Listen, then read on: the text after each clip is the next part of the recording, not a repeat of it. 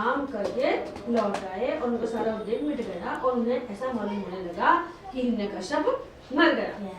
युधिष्ठिर दैत्यराज हिरण्यकश्यप के बड़े ही विलक्षण 4 पुत्र थे। प्रहलाद नाम 4 पुत्र है। उनमें प्रहलाद यूं तो सबसे छोटे थे, परंतु गुणों में सबसे बड़े थे। वे बड़े संत सेवी थे, ब्राह्मण भक्त, सौम्य सत्य प्रतीक एवं जितेंद्रिय थे तथा समस्त प्राणियों के साथ अपने समान समता का बर्ताव करते और सबके एकमात्र प्रिय और सच्चे हितैषी थे। बड़े लोगों के चरण पर सेवक की तरह झुकते रहते थे। गरीब और पिता के समान किसने बराबरी वालों से भाई के समान प्रेम करते और गुरुजनों भगवत भाव रखते। विद्या, धन, सौंदर्य और कुलीनता से संपन्न होने पर घमंड और एकरीक उन्हें छूतक नहीं था। बड़े बड़े दुखों में भी वे तनिक भी घबराते नहीं थे। लोक परलोक के विषयों को उन्हें परंतु वे और असत्य समझते, इसलिए उनके मन में किसी भी वस्तु की लालसा नहीं। इंद्रिय, प्राण, शरीर और मन उनके वश में थे। उनके चित्त में कभी किसी प्रकार की कामना, जन्म से असुर होने पर भी उनमें आसुरी संपत्ति का लेश भी नहीं। जैसे भगवान के गुण अनंत है, वैसे प्रहलाद के श्रेष्ठ गुणों की भी कोई सीमा नहीं। महात्मा लोग सदाशिव का वर्णन करते और उन्हें अपनाते, तथापि वे आज भी युधिष्ठिर यूं तो देवताओं के साथ हैं, परंतु पूर्वी भक्तों के चरित्र सुनने के लिए जब उन लोगों की सभा होती है तब वे दूसरे भक्तों को प्रहलाद के समान कहकर उनका सम्मान करते हैं। फिर आप जैसे अजात शत्रु भगवत भक्त उनका महादेव चक्र त्रिशूल करता, बोले चक्र त्रिशूल करता, जग करता जग हरता, जग उनका उनका आदर करेंगे, इसमें तो संदेह ही क्या है। उनकी महिमा का वर्णन करने के लिए अगली तो बोले कहने सुनने की आवश्यकता है। केवल एक ही भगवान श्री कृष्ण के स्वाभाविक जन्मजात प्रेम उनकी महिमा प्रकट करने के लिए पर्याप्त है। युधिष्ठिर प्रहलाद बचपन में खेल कूद छोड़कर भगवान के ध्यान में जन्म तक हो जाए और बच्चे खेलते भगवान श्री कृष्ण के अनुग्रह रूप में रहने उनके हृदय को इस प्रकार किया था। उन्हें जगत में ही रहने एवं वो उन्हें ऐसा जान पड़ता कि भगवान मुझे आलिंगन कर रही है, भगवान मुझे प्यार इसलिए उन्हें सोते बैठते खाते पीते चलते फिरते और बातचीत करते समय इन बातों का ध्यान रखता। कभी कभी भगवान मुझे छोड़कर चले गए, इस भावना में उनका डूब गया।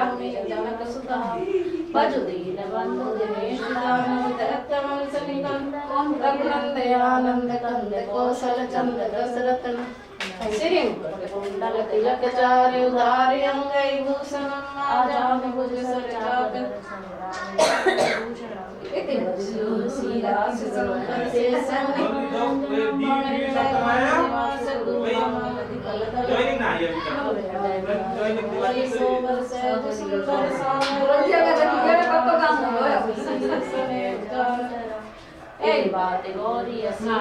कभी कभी भगवान मुझे छोड़कर चले गए, इस भावना में उनका हृदय इतना डूब जाता कि वे जोर जोर से रोने लगते। कभी मन ही मन में अपने सामने आनंद से उठाकर हंसने लगते।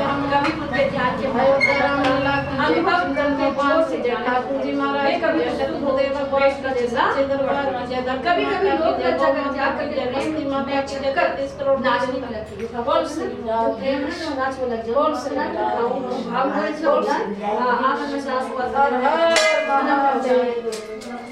कभी कभी उनकी आगे चिंतन में इतने तल्लीन हो जाते कि उन्हें अपनी याद ही उन्हीं का अनुकरण करने लगते। कभी भीतर ही भीतर भगवान का कोमल संस्पर्श अनुभव करके आनंद और चुपचाप शांत शंकर बैठे रहते। उस समय उनका रोम रोम पुलकित होता, अधकुले नेत्र अविचल प्रेम और आनंद के आंसुओं से भरे थे। भगवान श्री कृष्ण के चरण कमलों की यह भक्ति अकिंचन भगवत प्रेमी महात्माओं के संग से ही प्राप्त। ऐसी भक्ति किनके प्राण साथ होती है? महात्माओं से, जिनका चरण कमलों भगवान का प्रेम है। इसके द्वारा वैष्णव तो परमानंद में मन है, महात्मा को भी भगवान बन जाए ना भगवान की। जिन बेचारों का मन कुसंग के कारण अत्यंत दीनहीन हो रहा था, उन्हें भी बार बार शांति प्रदान करती थी। युधिष्ठिर पहला भगवान के परम प्रेमी भक्त, परम भाग्यवान और उचित कोटि के महात्मा थे। हिरण्यकश्यप ऐसे साधु पुत्र को भी अपराधी बतलाकर उनका निष्ठ करने की चेष्टा करने लगे। यानी वो हिरण्यकश्यप है जो उसको भी क्या करते हैं, अनिष्ट करने लग गए। उसको तो प्रवृत्ति का था और भगवान की प्रवृत्ति में जो चलता है वो। युधिष्ठिर ने पूछा, नारद जी आपका व्रत अखंड है, अब हम आपसे जानना चाहते हैं कि हिरण्यकश्यप ने पिता होकर भी ऐसे शुद्ध हृदय महात्मा पुत्र से द्रोह क्यों किया? जब भगवान का वजन करता प्रहलाद जी, तो हिरण्यकश्यप उनका विरोध करता। पिता तो स्वभाव से अपने पुत्रों से प्रेम करते हैं, पिता तो स्वयं अपने पुत्रों से प्रेम करते हैं।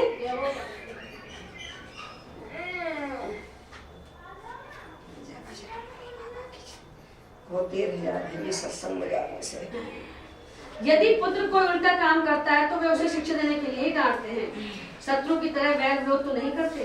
फिर प्रहलाद जी जैसे अनुकूल शुद्ध हृदय एवं गुरुजनों में भगवत भाव करने वाले पुत्रों से भला कोई द्वेष कैसे कर सकता है? हिरण्यकश्यप ने अपने पुत्र से क्यों द्वेष किया ऐसा? नारद जी आप सब कुछ जानते हैं, हमें यह जानकर बड़ा कौतूहल हो रहा है कि पिता के द्वेष के कारण पुत्र को मार डालना चाहिए। आप कृपा करके मेरा यह कौतूहल शांत कीजिए। अब पूछ रहे हैं, युधिष्ठिर ने पूछा कि क्यों द्रोह किया? हिरण्यकश्यप ने एक जो भगवान का भजन भक्त करते हैं, भजन करता है, तो उसे द्रोह क्यों किया? पिता तो सब पर दया करते हैं।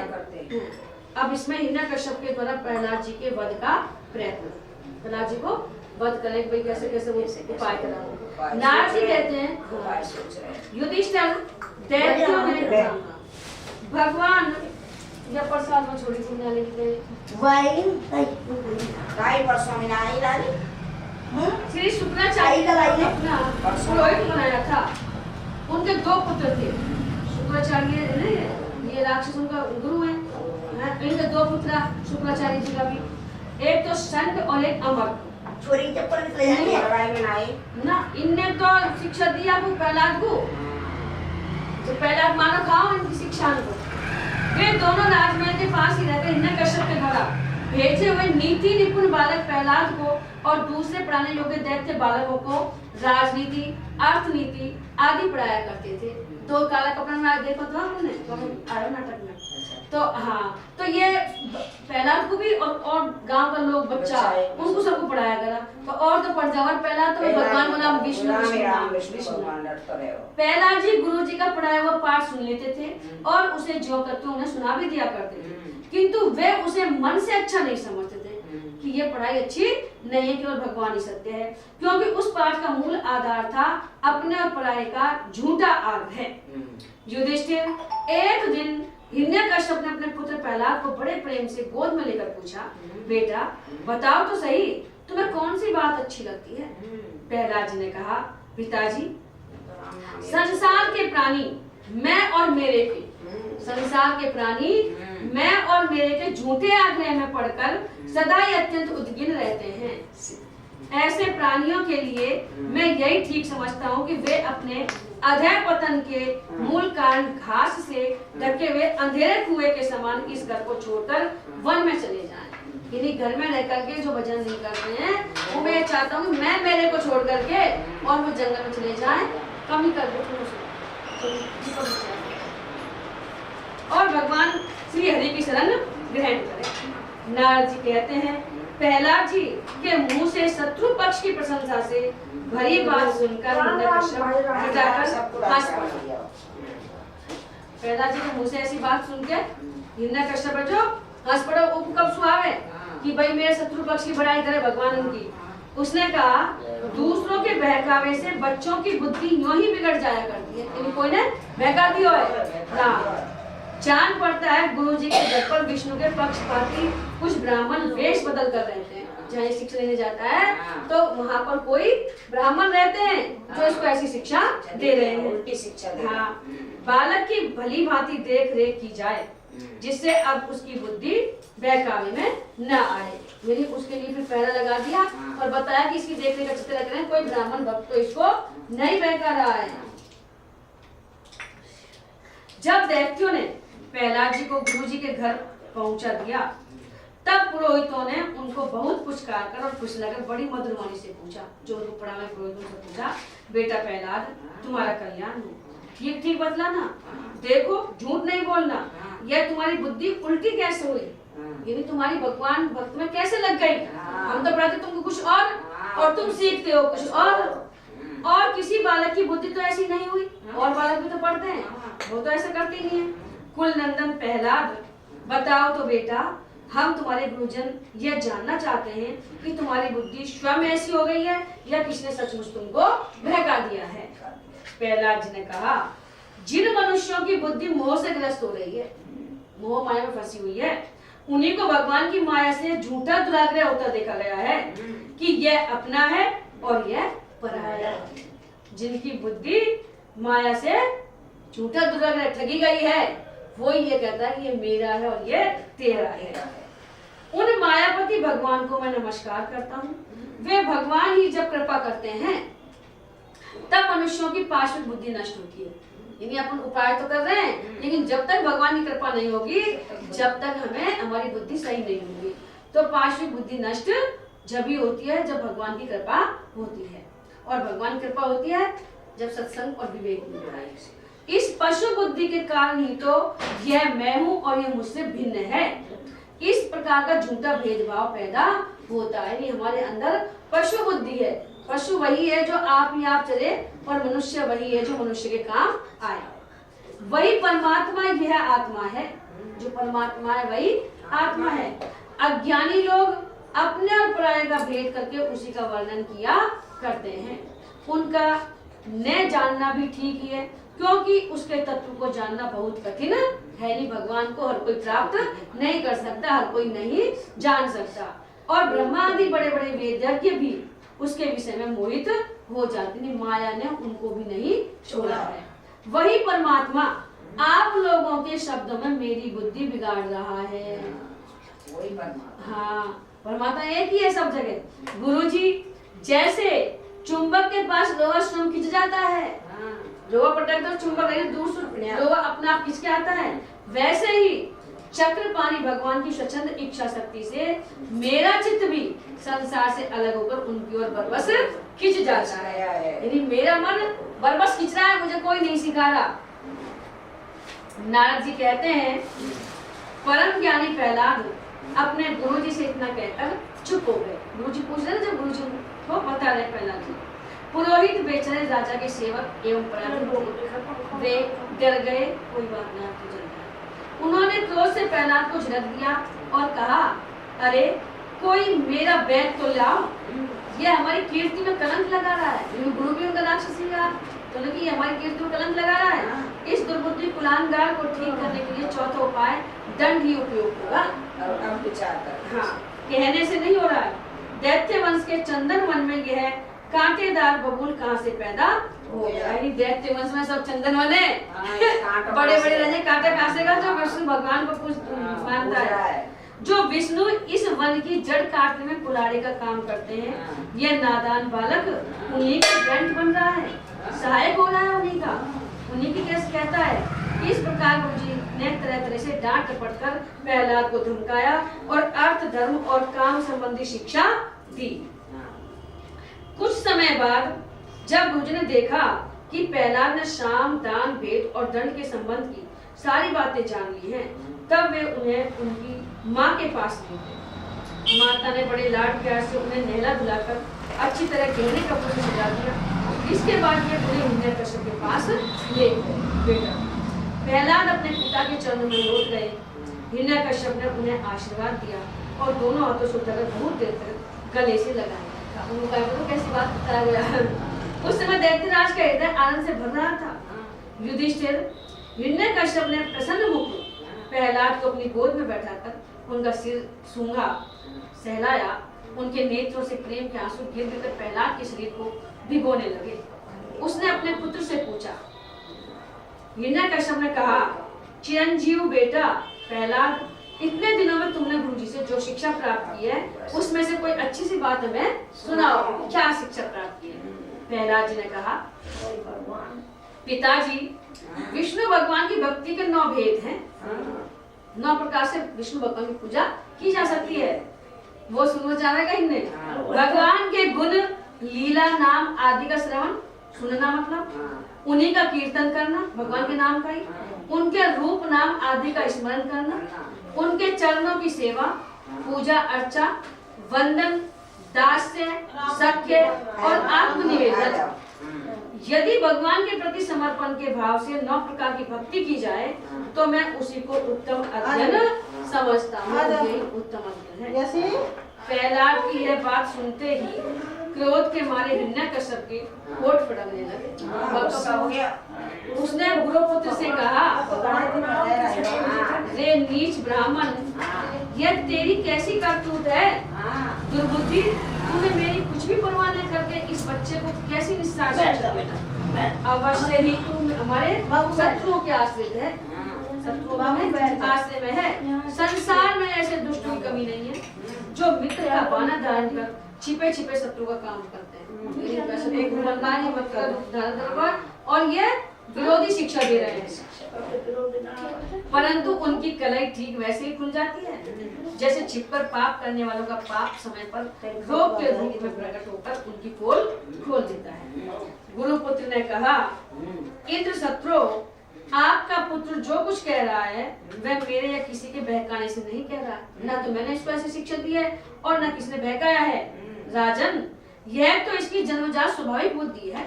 कुछ अपने जन्मजात स्वभाव आते हैं, पिछले जन्म के स्वभाव भी अपने में आते हैं, जन्म लेते हैं इसमें। हाँ, आप रोज शांत कीजिए, व्यर्थ में हमें दोष ना लगाइए।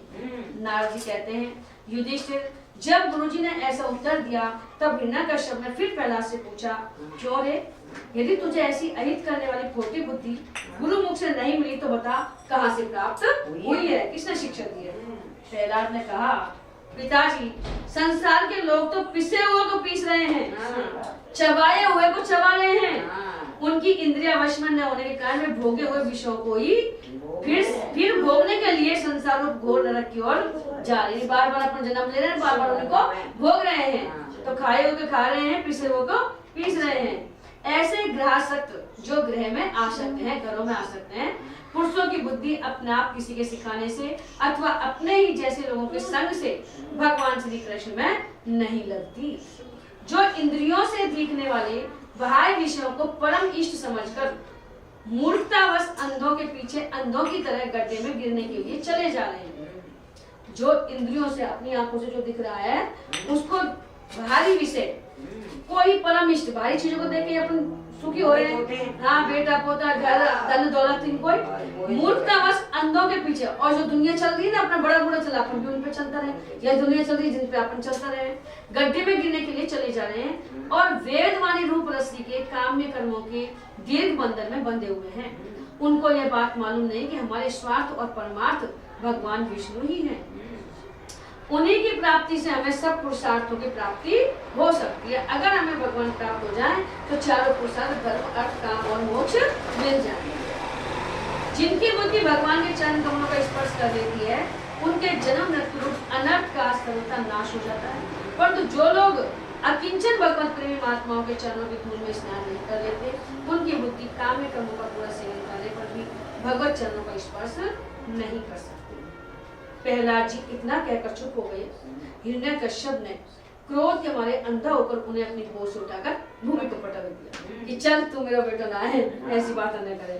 प्रहलाद की बात को वह सह न सके और रोष के मारे उसके नेत्र लाल हो गए। वे कहने लगे, दैत्यों, इसे यहाँ से बाहर ले जाओ और तुरंत मार डालो। मुझे ऐसा पुत्र नहीं चाहिए, यह मार ही डालने योग्य है। देखो तो सही, जिसने इसके चाचा को मार डाला, हिरण्याक्ष को मार दिया ना भगवान ने, विष्णु ने, तो जिसने इसके चाचा को मार डाला, अपने स्वजनों को छोड़कर नीच दास के समान उसी विष्णु के चरणों की पूजा करता है और उसी का सहायक बन रहा है। हो ना हो इसके रूप में मेरे भाई को मारने वाला विष्णु ही आ गया है इसके अंदर। अब ये इन्हें तो वरदान मांग लियो ने, ब्रह्मा जी से वरदान मांग, एक अंगूठा पे तपस्या करी और 100 साल तक वायु भी नापी इनने, 100 साल तक हवा भी नहीं ली। हिरण्यकश्यप ने अंगूठे के बल पे तपस्या की। एक तो कोई एक पैर पे तपस्या करे, अंगूठा नहीं, पैर का अंगूठा खाली तो हाँ अंगूठा दीमक चढ़ गई, हाँ जटा ऐसी होगी चुमक को लगी तपस्या करी। जब ब्रह्मा जी सामने प्रकट हुआ उनसे की, उन्होंने की भाई मांगो वरदान, तो उन्होंने की मैं वरदान मांगू कि मैं ना आदमी से मरूं तुम्हारे बनाए हुए से, ना पशु से मरूं, ना पक्षी से मरूं, ना सुबह ना शाम ना रात ना दिन ना भीतर ना बाहर। तो न की तथास्तु ऐसे ही दिया। जब जाके ये फिर नरसिंह अवतार होगा पीछे प्रहलाद जी की वजह से। तो फिर रात में मरे ना दिन में मरे, भीतर मरे ना बाहर मरे, देरी पर मरे। अब सुनिए, अब यह विश्वास करने के योग्य नहीं है। 5 वर्ष की अवस्था में ही जिसने अपने माता पिता के दुस्तज्य वात्सल्य स्नेह को बुला दिया, 5 वर्ष के थे जब प्रहलाद जी, वह कृतज्ञ भला विष्णु का ही क्या हित करेगा। कोई दूसरा भी यदि औसत के समान भलाई करे तो वह एक प्रकार से पुत्र ही है, पर यदि अपना पुत्र ही अहित करने लगे तो लोग के समान वह शत्रु है। वैसे पुत्र हितैषी है, लेकिन जब पुत्र ही अहित कर रहा है तो वो शत्रु के समान है। अपने शरीर के ही किसी अंग से सारे शरीर को हानि होती है तो उसे काट डालना चाहिए। जैसे अपने हाथ में कोई फोड़ा हो जाए, कैंसर हो जाए तो पूरा काट दे, शरीर सुरक्षित रहे। ऐसे अपने परिवार में अगर कोई ऐसा दुराचारी व्यक्ति हो जाए तो उसको मार देना चाहिए, निकाल देना चाहिए, क्योंकि उसे काट देने से शरीर सुख से जी सकता है। यह स्वजन बना रहे हैं, कैसे मारे? यह है स्वजन ले प्रसाद बच्चा जो लाली आई छोटी बात हमारे घर को, यह स्वजन का बाना पहनकर मेरा कोई शत्रु ही आया है। जैसे योगी की भोग लोलुप इंद्रियां उसका अनिष्ट करती हैं, वैसे ही यह मेरा अहित करने वाला है। इसलिए खाने सोने बैठने आदि के समय किसी भी उपाय से इसे मार डालो। जब हिरण्यकश्यप ने दैत्य को इस प्रकार आज्ञा दी तब तीखी दाढ़, विकराल वदन, लाल लाल दाढ़ी मूंछ और केशों वाले दैत्य हाथों में त्रिशूल ले लेकर मारो मारो राम काटो इस प्रकार बड़े जोर से चिल्लाने लगे। प्रहलाद चुपचाप बैठे हुए थे और दैत्यों के सभी मर्म स्थानों में शूल से घाव कर रहे। और वो तो भगवान की वहां में आना तो उन्हें कोई शूल ना लगे। उस समय प्रहलाद जी का चित्त उन परमात्मा में लगा हुआ था। जब उनको मार रहे थे प्रहलाद जी को तो उनका चित्त भगवान में लगा हुआ था, जो मन वाणी के अगोचर, यानी हम भगवान के पास में मन और वाणी से नहीं पहुंच सकते, इन इंद्रियों से अपन देख नहीं सकते, अगोचर। सर्वात्मा समस्त शक्तियों के आधार एवं परम ब्रह्म है। इसलिए उनके सारे प्रहार ठीक वैसे ही निष्फल हो गए जैसे भाग्य इनों के बड़े बड़े उद्योग धंधे व्यर्थ हो जाते हैं। जब तक भाग्य साथ नहीं देता है तो बड़े बड़े जो धंधे चल रहे हैं वो भी ठप हो जाते हैं। तो ऐसे ही उनके ऊपर कोई असर नहीं हुआ। युधिष्ठिर, जब शूलों की मार से प्रहलाद के शरीर पर कोई असर नहीं हुआ तब हिरण्यकश्यप को बड़ी शंका हुई। अब वह प्रहलाद को मार डालने के लिए बड़े हट से भांति भांति को उपाय करने लगा। पर कुछ असर ना हुआ। सोच रहे हैं अभी। उसने उन्हें बड़े बड़े मत वाले हाथियों से कुचलवाया, विषधर सांपों से डसवाया, पुरोहितों की कृत्या राशि उत्पन्न कराई, पहाड़ की चोटी से नीचे डाल दिया, शंभरासुर से अनेकों प्रकार की माया का प्रयोग करवाया, अंधेरी कोठरियों में बंद करा दिया, विष पिला दिया, खाना बंद कर दिया, बर्फीली जगह, दहकती हुई आग और समुद्र में बारी बारी से डलवाया। जाको भगवान है जाको रखे ना कोई बाल ने बाल को कर सके जो जग मेरी होए। आंधी में छोड़ दिया तथा पर्वतों के नीचे दबा दिया, परंतु इनमें से किसी भी उपाय से वह अपने पुत्र निष्पाप प्रहलाद का बाल भी बांका नहीं हुआ। अपनी व्यवस्था देखकर हिरण्यकश्यप को बड़ी चिंता हुई। उसे प्रहलाद को मारने के लिए और कोई उपाय नहीं सूझ पड़ा। वह सोचने लगा, इसे मैंने बहुत कुछ बुरा भला कहा, मार डालने के बहुत से उपाय किए, परंतु यह मेरे द्रोह और दुर्व्यवहारों से बिना किसी की सहायता से अपने प्रभाव से ही बचता गया। यह बालक होने पर भी समझदार है और मेरे पास ही निशंक भाव से रहता है। हो ना हो इसमें कुछ सामर्थ्य अवश्य है, जो इतना इतना कष्ट दूं जब भी नहीं मर रहा है। जैसे शुनु से अपने पिता की करतूतों से उसका विरोधी हो गया था, इसकी भी कथा जैसे अब ये भी विरोधी होगा प्रहलाद जी अपने पिता की। शुनु से अर्जी गर्भ का मंझला पुत्र था, उसे पिता ने वरुण के यज्ञ में बलि देने के लिए हरिश्चंद्र के पुत्र रोहितास के हाथ बेच दिया शूरसेन को। तब उसके मामा विश्वामित्र जी ने उसकी रक्षा की और अपने पिता से विरुद्ध होकर उनकी विपक्षी विश्वामित्र जी के ही गोत्र में हो गया, यानी मामा का गोत्र में ही हो गया। बाप के पास नया तो विरोधी होगा ना बाप को, क्योंकि उन्होंने बेच दिया बाप को। यह कथा आगे 9वें स्कंद में आई, पूरी कथा आएगी। तो जैसे सुनु से विरोधी हो गया, ऐसे ही ये अपने पिता के विरोधी हो गए। वैसे ही यह भी मेरे किए अपकारों को न भूलेगा। न तो यह किसी से डरता है और न इसकी मृत्यु होती है। इसकी शक्ति की था नहीं है, कौन सी शक्ति इसको साथ दे रही है? अवश्य ही इसके विरोध से मेरी मृत्यु होगी। संभव है न भी हो, यानी हो भी जाए, डर भी लग रहा है और नहीं भी हो, क्योंकि या की मृत्यु तूने मैंने देख ली, कष्ट देगी तो बच तो जा रहा है, तो उसे या की वजह से मेरी मृत्यु हो जाए।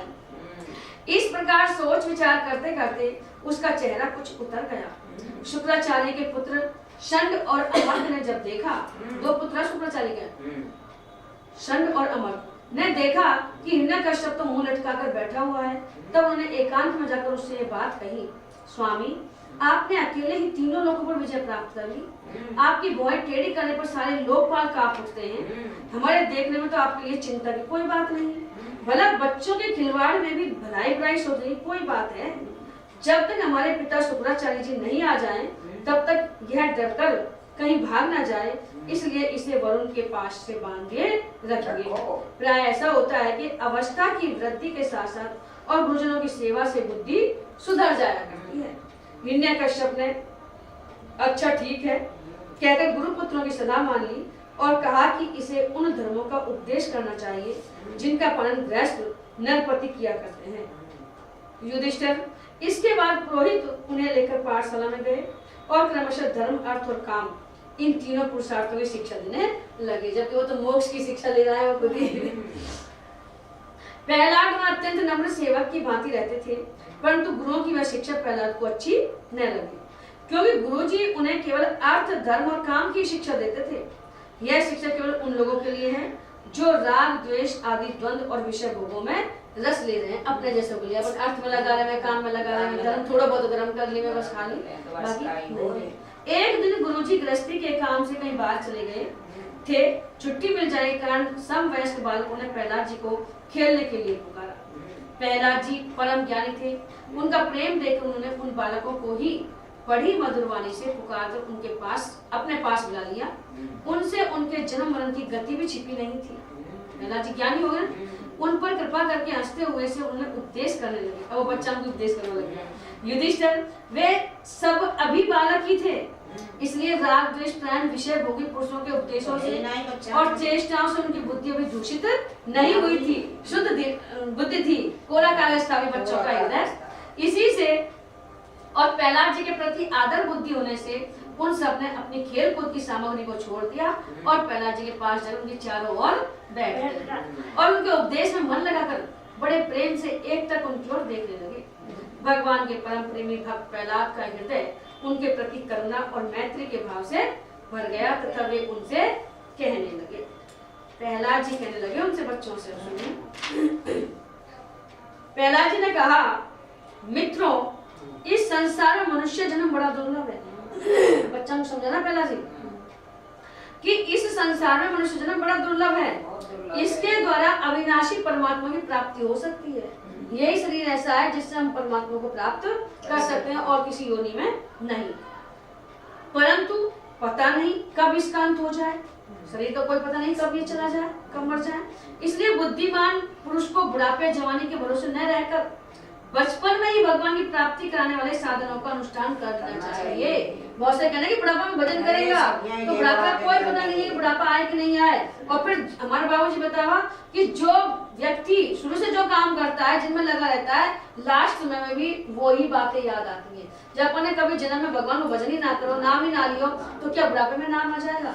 अब करें जब भी अपने याद ना आवे तो बिल्कुल ना करेंगे तो बिल्कुल भी याद नहीं आएगा। तो वो कह रहे हैं कि सच्चो ले तो जब तक बनो तो रहे, बस 10-5 मिनट तो बन लो है, उन्हें टाइम तो नहीं बनता, रात में भी अपन सोना तो सपना अलग अलग तरीका का आएगा, वो भी पसंद आया हमें, लेकिन फिर भी चलो आधा घंटा सही, 1 घंटा सही, इतना मिल रहा है इतना ही सही, याद तो है कम से कम। तो ये कह रहे हैं कि हमें जवानी बुढ़ापे का भरोसा नहीं करना चाहिए, बचपन में ही भगवान का भजन करना चाहिए। इस मनुष्य जन्म में श्री भगवान के चरणों की शरण लेना ही जीवन की एकमात्र सफलता है, क्योंकि भगवान समस्त प्राणियों के स्वामी, सुहृदय, प्रियतम और आत्मा है। भाइयों, इंद्रियों से जो सुख भोगा जाता है वह तो जीव चाहे जिस योनि में रहे प्रारब्ध के अनुसार सर्वत्र वैसे ही मिलता रहता है। यानी अपन सोच रहे हैं अपन ही भोग रहे हैं, सब जीव जानवर भोग रहे हैं उस सुख को, और जो जिस योनि में है उसी में संतुष्ट है। खाना पीना, सोना, जगना, मैथुन, ये सब से कहा भगवान प्रकट हुए, सूर्य की कहानी संग ले चलूं, अच्छा संग ले चलूं, उद्धार हो जाएगा। उनने की वो तो सब नहीं भगवान, मैं तो यहाँ यही बहुत खुशी हूँ, वो तो यही स्वर्ग है ना, यही स्वर्ग है। और बुरी चीज खा रही है, गंदी ले रही है, लेकिन जो जाजोनी में वही में सुखी अब अपन ना आएगा, अपन जो संसार में फंस रहा है तो अपन यही सोच, कोई तो चलो वृंदावन चले, अपन को भगवान भजन करें, नाना भाई मेरे परिवार छोड़ देना, मैं तो यही सोच खूब यही करूंगी। माँ जाने घर में ले जाए, पंखा ना मिले, खाट ना मिले, समझ में यही सुख है। तो ये सिखा रहे हैं प्रहलाद जी, कह रहे हैं कि वह तो जीव चाहे जिस योनि में रहे प्रारब्ध के अनुसार सर्वत्र वैसे ही मिलता रहता है, प्रारब्ध से मिलता है। पर ये अपन सोचे अपने पास में पैसा हो तो सुख मिल जाए, अपने औलाद है तो सुख मिल जाए, अगर अपने भाग्य में लिखा है तो औलाद नहीं होगी तो भी सुख मिल जाएगा, पैसा नहीं होगा तो भी सुख मिल जाएगा, ये भाग्य के आधार पर। तुम्हारे बाबूजी, हाँ, बाबूजी बिल्कुल प्रारब्ध पे आप अगर सुख मिलना है तो कोई भी दे देगा सुख आपको, और सुख नहीं मिलना है तो कोई संयोग से मिल गई। और देखो वो कुछ संस्कार ऐसे थे जो उनके कर्म ही उनके अच्छे। जैसे बिना किसी प्रकार का प्रयत्न किए निवारण करने पर भी दुख मिलता है, इसलिए सांसारिक सुख के उद्देश्य से प्रयत्न करने की कोई आवश्यकता नहीं है, क्योंकि श्रम मिलने वाली वस्तु के लिए परिश्रम करना आयु को, शक्ति को व्यर्थ गंवाना है। जब अपन भजन करेंगे तो वो चीज स्वयं मिल जाएगी, तो स्वयं जो चीज मिल रही है उसके लिए परिश्रम करना है, आयु शक्ति व्यर्थ करना ये बेकार है। जो उनमें उलझ जाते हैं उन्हें भगवान के परम कल्याण स्वरूप चरण कमलों की प्राप्ति नहीं होती। जो सुख सुविधाओं में, ऐश्वर्य में, मोह माया मोह में फंस जाते हैं उनको भगवान के चरण कमलों की प्राप्ति नहीं होती। हमारे सिर पर अनेकों प्रकार के भय सवार हैं, डर सवार है, हमेशा भय बना रहे, या ना हो जाए कहीं, ऐसा ना हो जाए कहीं। अगर भगवान के आश्रित हो जाए तो कोई भय नहीं रहेगा, निर्भय हो जाता है कि जो होगा जो अच्छा ही होगा। जिस प्रकार से माँ बाप अपने बच्चों का बुरा नहीं करते हैं तो हम भी उनके बच्चे हैं, वो हमारे साथ कोई गलत नहीं करेंगे, पर विश्वास नहीं होता है अपनों को। हमारे सिर पर अनेकों प्रकार के भय सवार रहते हैं, इसलिए यह शरीर जो भगवत प्राप्ति के लिए पर्याप्त है, यानी इस शरीर से ही भगवान की प्राप्ति कर सकते हैं। जब तक रोग शोकादिग्रस्त होकर मृत्यु के मुख में नहीं चला जाता तभी तक बुद्धिमान पुरुष को अपने कल्याण के लिए प्रयत्न कर लेना चाहिए। कितनी अच्छी बात है। जब तक हम बुढ़ापा आएगा तो अपन रोग शोक में फंस जाएगा, खांसी हो रही है, बुखार हो रहा है, चलो नहीं जाए, कंसु दिखे नहीं, शरीर में सामर्थ्य नहीं मंदिर जाने की, तीर्थ जाने की, उससे पहले पहले ही हमें भगवान को प्राप्त कर लेना चाहिए। मनुष्य की पूरी आयु 100 वर्ष की है, और अब तो 100 वर्ष की बना ली, अब तो 70 लगा लो, हमने औसतन 70 है। जिन्होंने पीछे तो टूटी, पांव टूटी, हाथ टूटे, काम ना कर रहा, शरीर काम ना, जिन्होंने अपनी इंद्रियों को वश में नहीं कर लिया है उनकी आयु का आधा हिस्सा तो यूं ही बीत जाता है, क्योंकि वे रात में तो घोर तमोगुण अज्ञान से ग्रस्त होकर सोते रहते हैं। बचपन में उन्हें अपने हित अहित का ज्ञान नहीं होता, खेल खेल में निकाल लेते हैं, और कुछ बड़े होने पर कुमार अवस्था में वे खेल कूद में लग जाते हैं। इस प्रकार 20 वर्ष का तो पता ही नहीं चलता, अब 20 का तो 30 को लापता पड़ रहा, 30 तक चुका हो गए। जब बुढ़ापा शरीर को ग्रस लेता है, जब शरीर में बुढ़ापा आ जाता है, तब अंत के 20 वर्ष में कुछ करने धरने की शक्ति नहीं रह जाती है। लास्ट में जब 20 वर्ष रहे तो आप उनका शरीर छूता नहीं रहती है, नष्ट हो जाती है, आपको तो दिखता नहीं है, फिर हम जवान से ना बोलो जय राम को नाम। रह गई बीच की कुछ थोड़ी सी आयु, 40 से 50-60 तक की उम्र में, उसमें कभी ने पूरी होने वाली बड़ी बड़ी कामनाएं होती हैं। अब यह हो जाए, अब ब्याह हो जाए, अब पौधा हो जाए, मकान बन जाए, अब दुकान बन जाए। बलात् पकड़ रखने वाला मोह है और घर द्वार की वह आसक्ति है, जिससे जीव इतना उलझ जाता है कि उसे कुछ कर्तव्य कर्तव्य का ज्ञान ही नहीं होता। इस प्रकार बची कुची आयु भी हाथ से निकल जाती। पूरी आयु पर उन्हें वर्णन कर दिया। दैत्य बालकों, जिसकी इंद्रियां वश में नहीं है, ऐसा कौन सा पुरुष होगा जो घर गृहस्थी में आसक्त और माया ममता की मजबूत फांसी में फंसे हुए अपने आप को से छुड़ाने का साहस कर सके। यानी बड़ी मुश्किल से ही कोई साहस करता है इस माया मोह से छुड़ाने की, जिसे चोर, सेवक एवं व्यापारी अपने अत्यंत प्यारे प्राणों की भी बाजी लगाकर संग्रह करते हैं, और इसलिए उन्हें जो प्राणों से भी अधिक वांछनीय है, उस धन की तृष्णा को भला कौन त्याग सकता है। धन की तृष्णा, स्त्री की तृष्णा, पुत्र की तृष्णा, इनको कौन त्याग सकता है। जो अपनी प्रियतमा पत्नी के एकांत सहवास, उसकी प्रेम भरी बातों और मीठी मीठी सलाह पर अपने को निछावर कर चुका है। आदमी औरत की बातों में आकर के सब कुछ अपने को निछावर कर देता है। भाई बंधु और मित्रों के स्नेह पास में बंध चुका है, और नन्हे नन्हे शिशुओं की तोतली बोली पर लुभा चुका है। कैसे बोल रहे देगा करो भला वह उन्हें कैसे छोड़ सकता है। कैसे लोग आ रहे हैं हमको ये। जो अपनी ससुराल गई हुई प्रिय पुत्रियों, पुत्रों, भाई बहनों और दीन अवस्था को प्राप्त माता पिता, बहुत सी सुंदर सुंदर बहुमूल्य सामग्री से सजे हुए घरों, कुल परंपरागत जीविका के साधनों तथा पशुओं और सेवकों के निरंतर स्मरण में रम गया है, वह भला उन्हें कैसे छोड़ सके। दिन रात अपन उसी में रमे रहते हैं, तो ये हमसे छोड़े नहीं जाते, बहुत मुश्किल से रहते हैं। जो जन्नेन्द्रियों और रसनेन्द्रियों के सुखों को ही सर्वस्व मान बैठा है कि मनुष्य को धर्म यही है, खाओ पियो मौज उड़ाओ, जिसकी भोग वासनाएं कभी तृप्त नहीं होती, जो लोभवश कर्म पर कर्म करता हुआ रेशम के कीड़े की तरह अपने को और भी कड़े बंधन में जकड़ता जा रहा है, और जिसके मोह की कोई सीमा नहीं है, वह उनसे किस प्रकार ग्रस्त हो सकता है। उसने मोह इतना पाल रखा है कि वो थोड़ा, ये ग्रंथि ऐसी है कि हम सुलझने की कोशिश करें बल्कि और ज्यादा उलझते जाते हैं, और कैसे उनका त्याग कर सकता है। यह मेरा कुटुंब है, इस भाव से उसमें वह इतना रम जाता है कि उसी के पालन पोषण के लिए अपनी अमूल्य आयु को गवा देता है। धन इकट्ठा करता रहता है, पालन पोषण करता रहता है, और उसे यह भी नहीं जान पड़ता कि मेरे जीवन का वास्तविक उद्देश्य नष्ट हो रहा है, मुझे मनुष्य जीवन क्यों मिला है, उसको भूल जाते हैं और घर गृहस्थी में मोह माया में फंसे रहते हैं। भला इस प्रमाद की भी कोई सीमा है। यदि इन कामों में कुछ सुख मिले तो भी एक बात है, परंतु यहाँ तो जहाँ जहाँ वह जाता है वहीं वहीं दैहिक, दैविक और भौतिक ताप उसके हृदय को जलाते ही रहते हैं। यानी सुख के लिए हम करते हैं, घूमते हैं, लेकिन सुख के बजाय हमें दुखी मिलता है।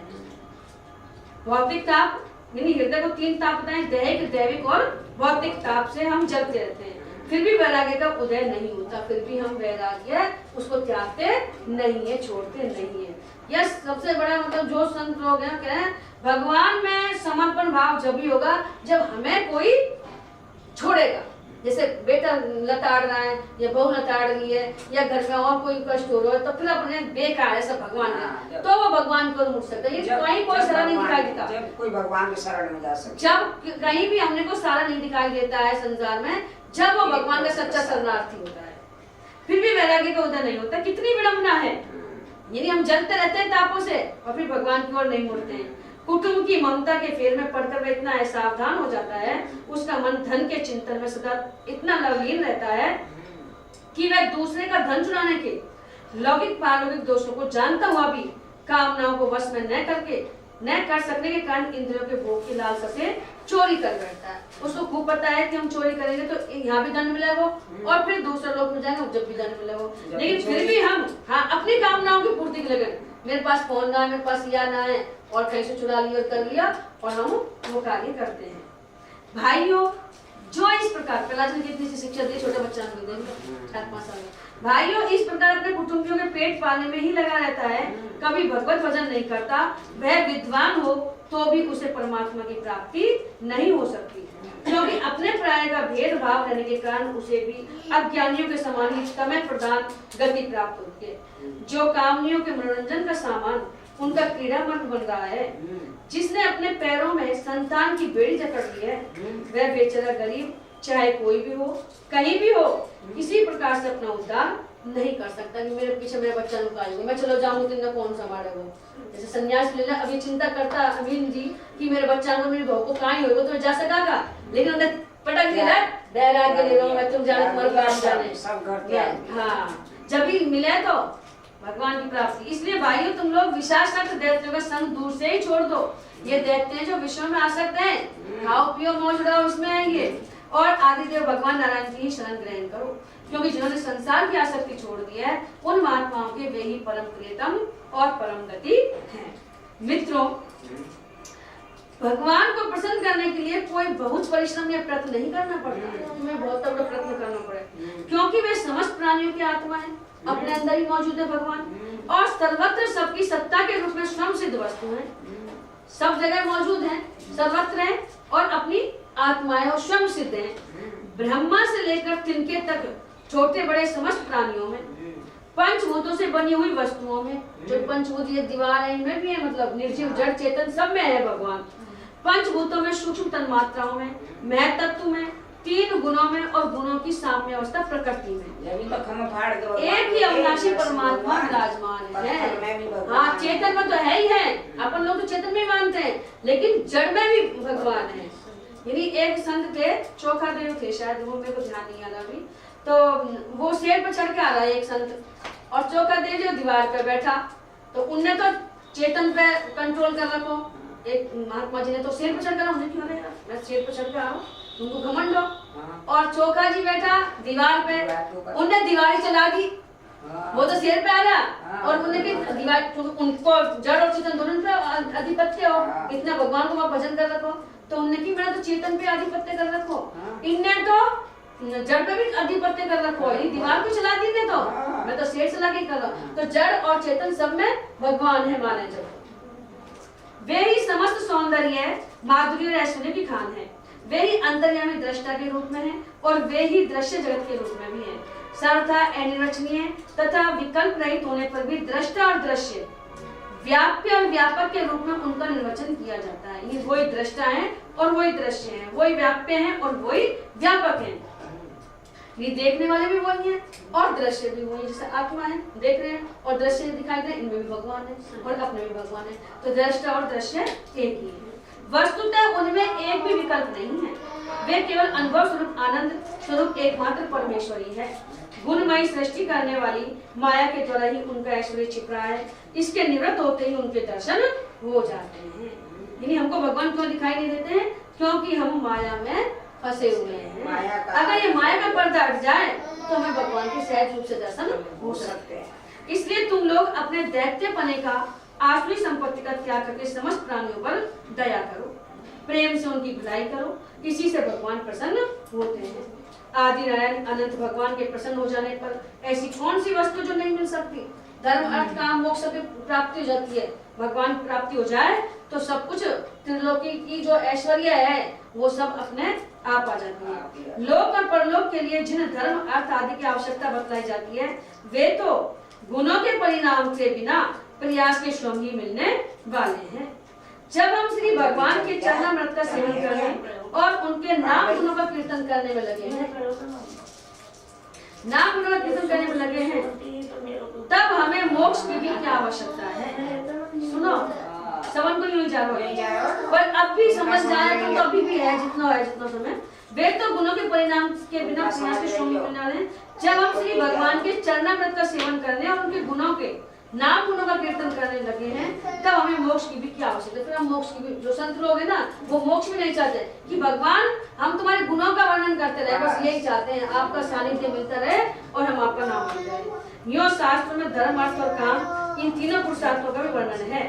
आत्मविद्या, कर्म कांड, न्याय, दंड नीति और जीविका के विविध साधन ये सभी वेदों के प्रतिपाद्य विषय हैं, परंतु ये अपने परम हितैषी परम पुरुष भगवान श्री हरि को आत्मसमर्पण करने में सहायक हैं।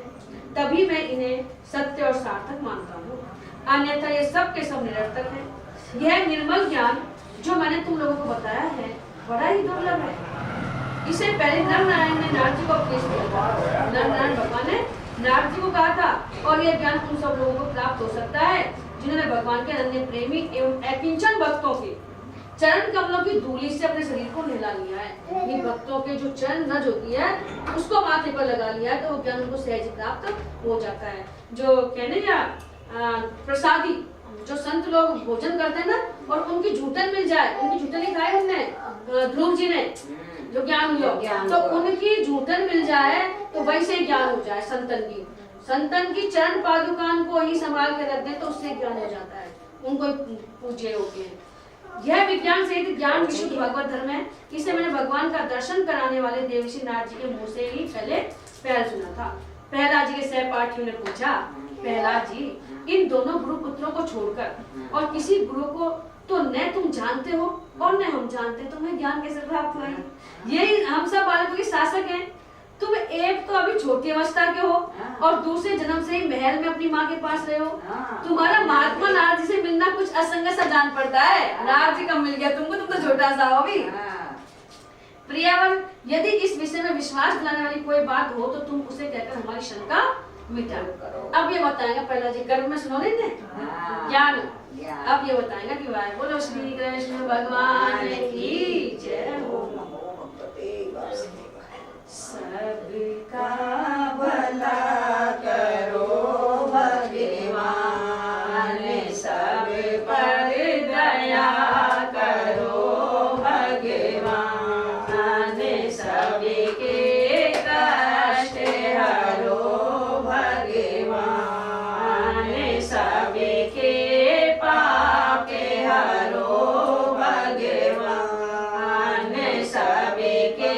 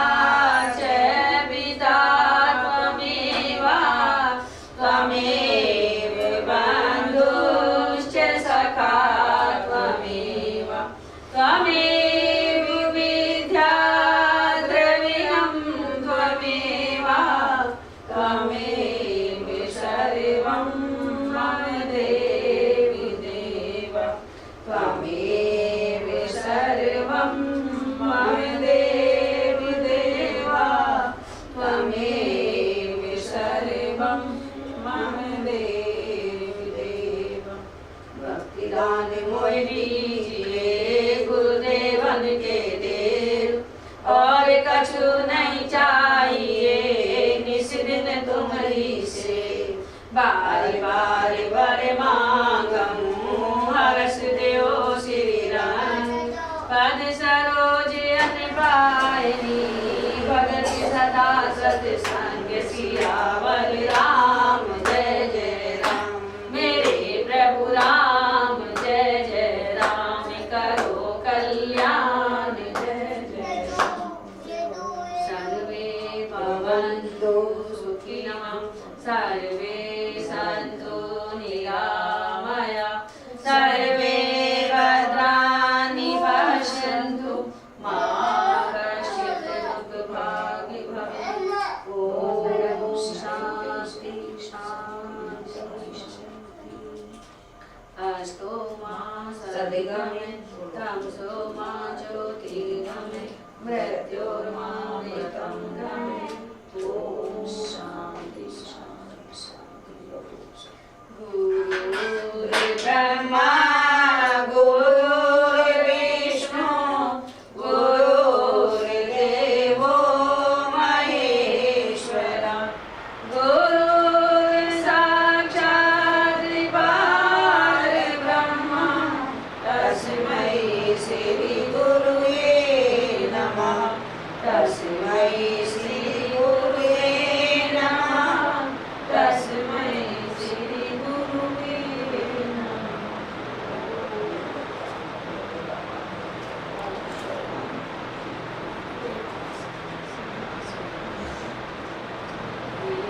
प्रभो आनंद दाता, ज्ञान हमको दिए, शीघ्र सारे दुर्गुणों को दूर हमसे कीजिए, लीजिए हमको शरण में, हम सदाचारी बने, ब्रह्मचारी धर्म रक्षक वीर व्रतधारी बने, प्रेम से हमें गुरुजनों की नित्य ही सेवा करें, सत्य बोले झूठ त्याग